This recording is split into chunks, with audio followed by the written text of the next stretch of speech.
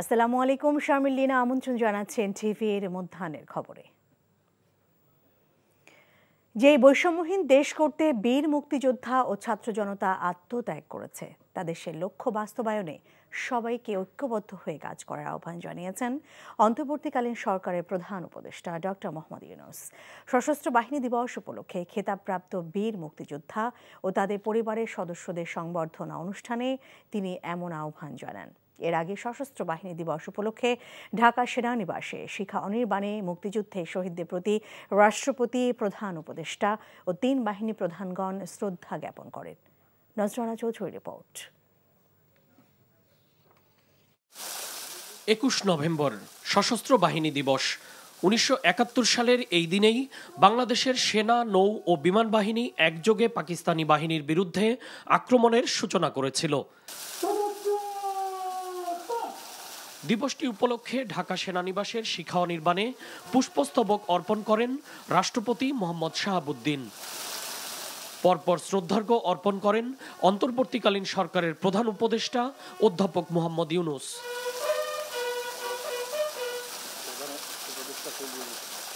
তিন বাহিনীর পক্ষ থেকে সেনা, নৌ ও বিমান বাহিনী প্রধানগণ ৭১-এ শহীদ সশস্ত্র বাহিনীর বীর সদস্যদের প্রতি শ্রদ্ধা জানান।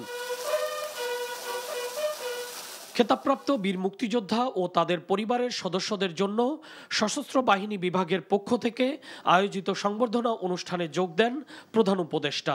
বীর মুক্তিযোদ্ধা ও তার পরিবারের সদস্যদের হাতে তিনি শুভেচ্ছা উপহার তুলে দেন।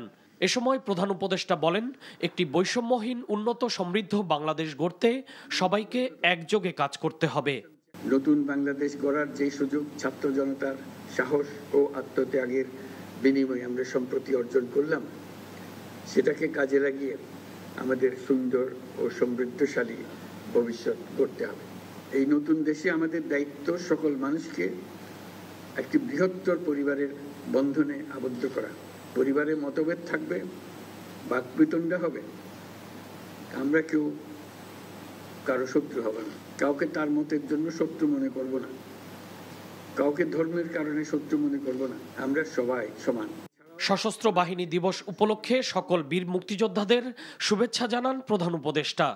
দেশের বিভিন্ন প্রান্তে বীর মুক্তিযোদ্ধাদের সুযোগ সুবিধা নিশ্চিত করার জন্য সশস্ত্র বাহিনী বিভাগকে ধন্যবাদ জানান তিনি। মুক্তিযোদ্ধাদের বিদ্যমান সকল সুযোগ সুবিধা চলমান আছে বলেও উল্লেখ করেন ডক্টর ইউনূস। আমরা সকল রাষ্ট্রের সঙ্গে বন্ধুত্ব বজায় রাখব। আমাদের পররাষ্ট্রনীতির ভিত্তি হবে পারস্পরিক সম্মান, আস্থা, বিশ্বাস ও সহযোগিতা। বীর মুক্তিযোদ্ধা, শহীদ, আহত এবং জীবিত ছাত্র জনতার কাছে আমরা প্রতিজ্ঞাবদ্ধ থাকতে চাই। যে সুযোগ তারা আমাদেরকে দিয়েছে, তার মাধ্যমে আমাদের দেশকে পৃথিবীর সামনে একটি দৃষ্টান্ত স্থাপনকারী দেশে পরিণত করতে আমরা শপথ নিয়েছি। পরে সশস্ত্র বাহিনী বিভাগে প্রধান উপদেষ্টার কার্যালয়ে ৩ বাহিনী প্রধানগণ ডক্টর ইউনূসের সাথে সৌজন্য সাক্ষাৎ করেন। সশস্ত্র বাহিনী দিবস উপলক্ষে তারা পরস্পরকে শুভেচ্ছা জানান। নজরানা চৌধুরী, এনটিভি নিউজ, ঢাকা। দর্শক, রাজধানী মহাখালী, গাবতলী, শেওড়াপাড়া সহ অনেক এলাকায় সড়ক অবরোধ করে বিক্ষোভ করছে অটোরিকশা চালকরা। ব্যাটারি চালিত অটোরিকশা বন্ধের নির্দেশ প্রত্যাহার সহ কয়েকটি দাবিতে তারা সড়ক ও রেলপথ বন্ধ করে সকাল থেকে অবস্থান নিয়েছে।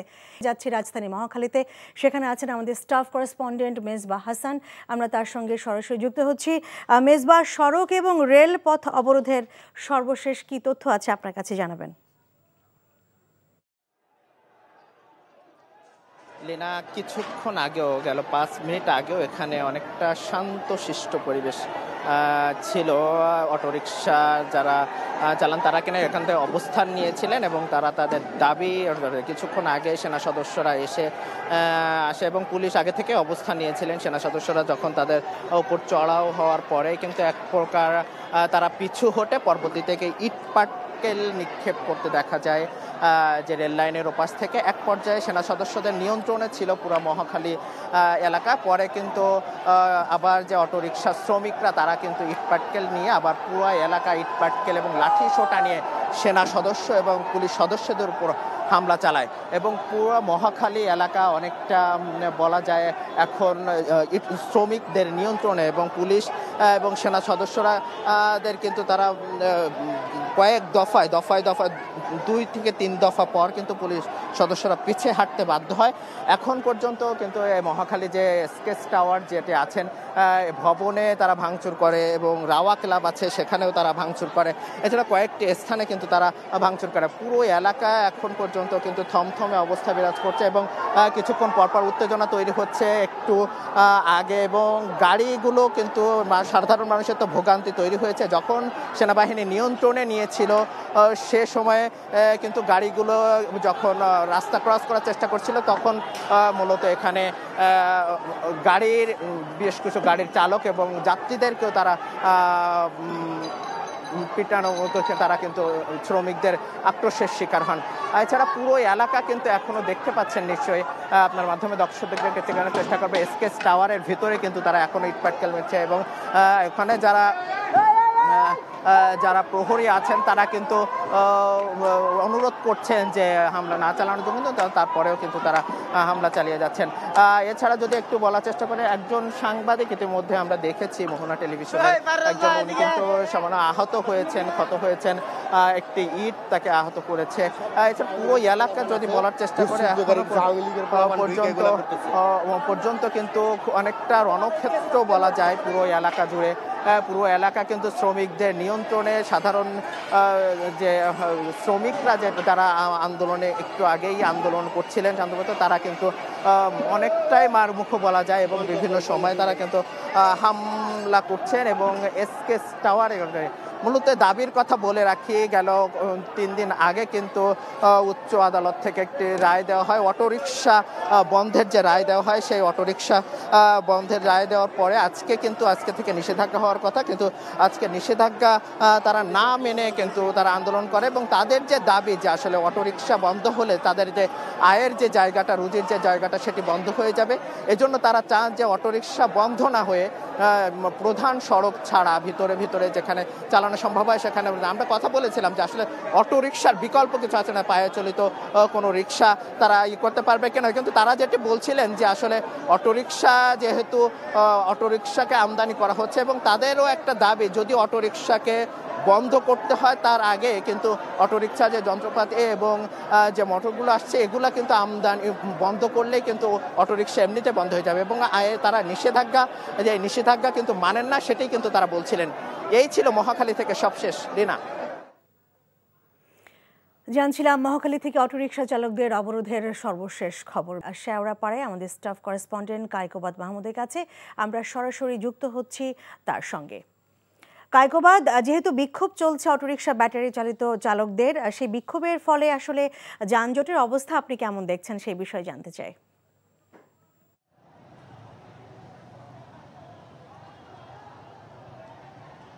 লিনা, এখানে কিন্তু সকাল থেকে, আমি এই মুহূর্তে আগারগাঁও আছি, আর এখানে কিন্তু সকাল থেকেই কিন্তু 8টার পর থেকে অটোরিকশা চালকরা কিন্তু বিক্ষোভ করছেন, তারা সড়ক বন্ধ করে।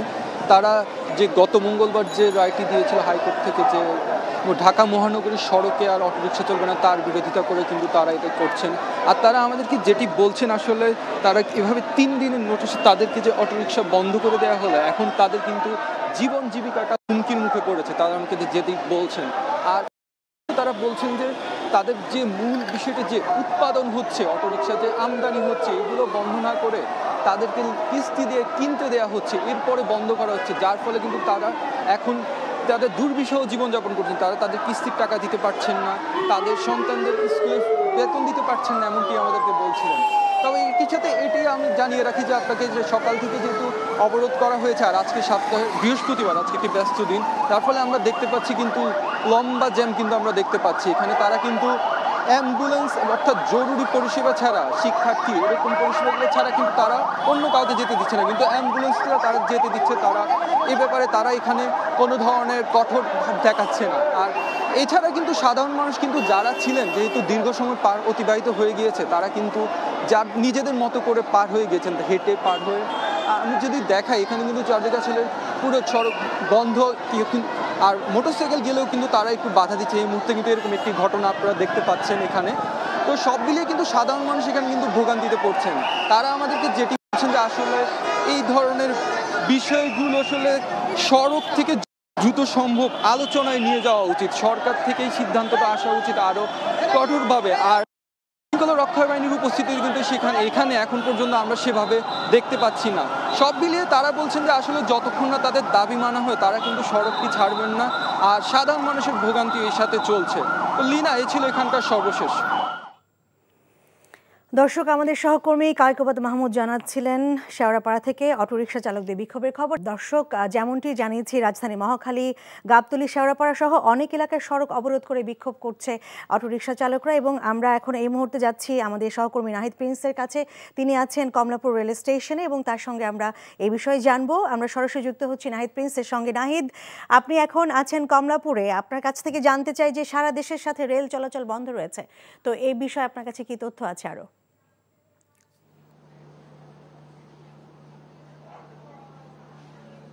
সকাল 10টার আগে কিন্তু ট্রেন চলাচল স্বাভাবিক ছিল। যখন অটোরিকশা চালকরা আন্দোলন শুরু করে, এরপর কিন্তু সেই ট্রেন চলাচল বন্ধ হয়ে যায়।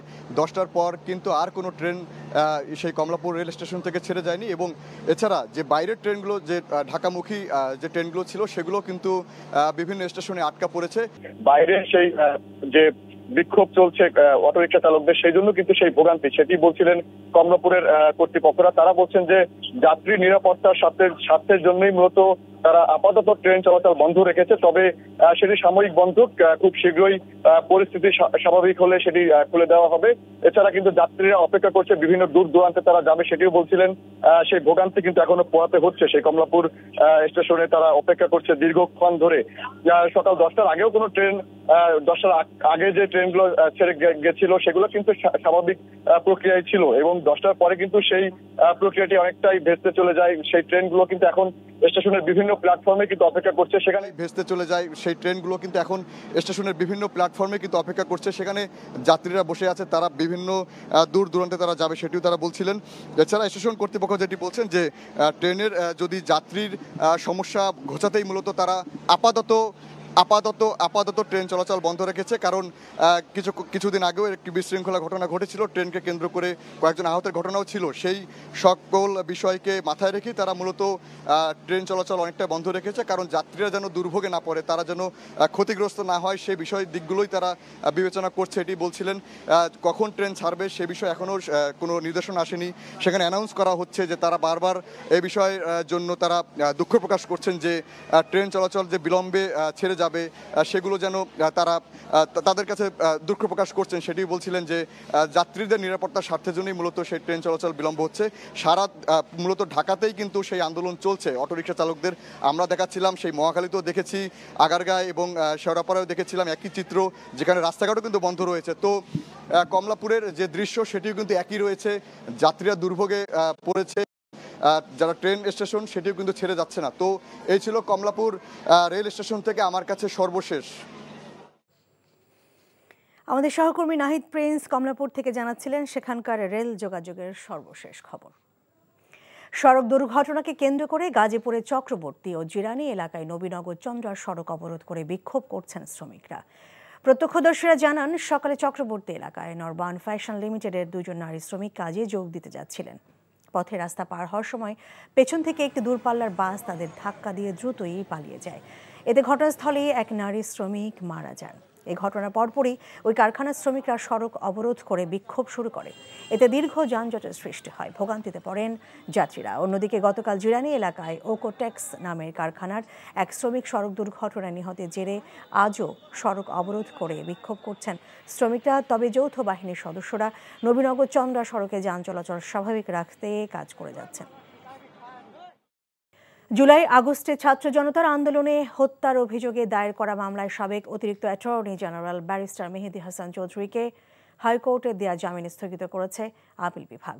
প্রধান বিচারপতি সৈয়দ রেফাত আহমেদের নেতৃত্বাধীন পূর্ণাঙ্গ বেঞ্চ আজই আদেশ দেন। গত 19 নভেম্বর জুলাই আগস্টে আন্দোলনে হত্যার অভিযোগে দায়ের করা মামলায় সাবেক অতিরিক্ত অ্যাটর্নি জেনারেল মেহেদী হাসানকে 6 মাসের জামিন দেয় হাইকোর্ট। গত 20 সেপ্টেম্বর সীমান্ত পথে পালাতে গিয়ে পুলিশের হাতে আটক হন ব্যারিস্টার মেহেদী হাসান। প্রয়োজনীয় সংস্কার শেষে 2026 সালে মাঝামাঝি কাঙ্ক্ষিত ত্রয়োদশ জাতীয় নির্বাচন হতে পারে বলে মন্তব্য করেছেন বাংলাদেশের অন্তর্বর্তী সরকারের নৌ পরিবহন, শ্রম ও কর্মসংস্থান মন্ত্রণালয়ের উপদেষ্টা অবসরপ্রাপ্ত brigadier general M Sakhawat Hossain. British parliament house of লর্ডসে মানবাধিকার সংগঠন ভয়েস ফর বাংলাদেশ আয়োজিত সম্মেলন শেষে সাংবাদিকদের প্রশ্নের জবাবে এ মন্তব্য করেন তিনি। এ সময় গত 15 বছর ফ্যাসিস্ট বিরোধী অবস্থানের পাশে থাকায় যুক্তরাজ্যের রাজনৈতিক ব্যক্তিত্ব এবং মানবাধিকার নিয়ে কাজ করার সবাইকে ধন্যবাদ জানান ভয়েস ফর বাংলাদেশের প্রতিষ্ঠাতা আতাউল্লাহ ফারুক। এই ছিল মধ্যাহ্নের খবরে। এই খবরের ভিডিও সহ আপডেট জানতে ভিজিট করুন NTV অনলাইন www.ntvbd.com। এছাড়াও NTV জনপ্রিয় সব অনুষ্ঠান ও খবরের আপডেট জানতে ভিজিট করুন আমাদের ইউটিউব ও ভেরিফাইড ফেসবুক পেজ। দুপুরের খবর দেখার আমন্ত্রণ রইল। এতক্ষণ সঙ্গে থাকার জন্য ধন্যবাদ সবাইকে।